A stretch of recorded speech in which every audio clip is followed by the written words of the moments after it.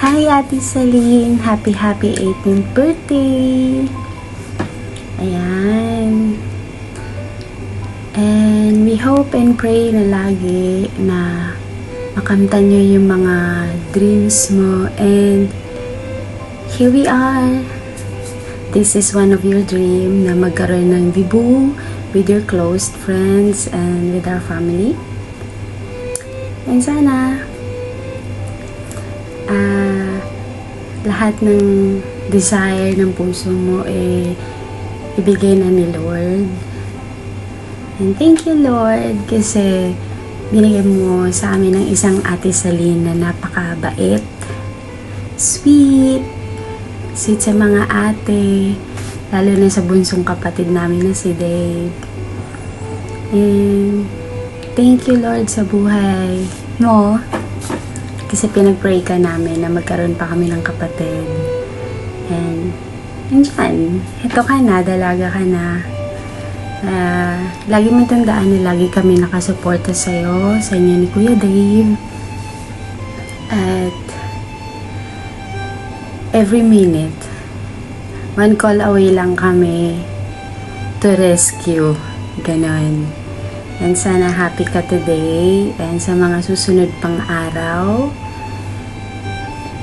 sa buong taon at sa susunod.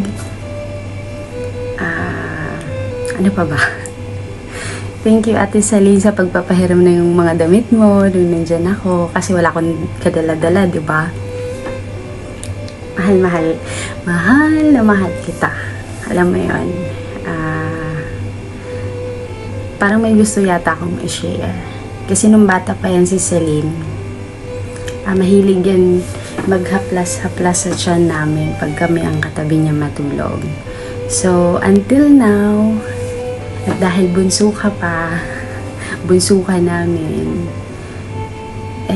yun pa din yung hobby mo kahit mga dalaga na tayo. Oh, dalaga talaga. Ayan. Enjoy your day.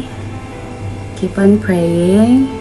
And also, lagi tayo maging grateful sa mga magulang natin sa kung ano tayo ngayon.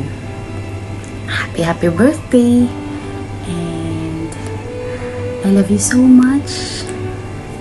We love you so much. Enjoy. Hi Celine. Hi, happy birthday.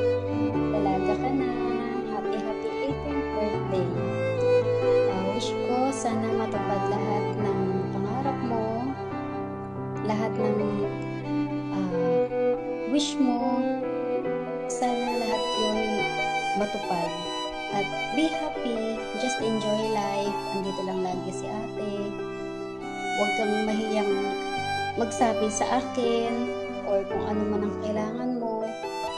Andito lang si ate lagi. I love you, Pangking. I love you so much. Mwah! Kahit wala man ako dyan.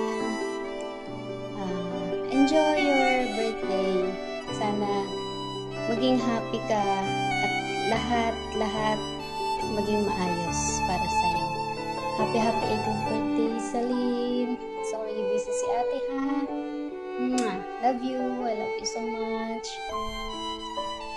Bye.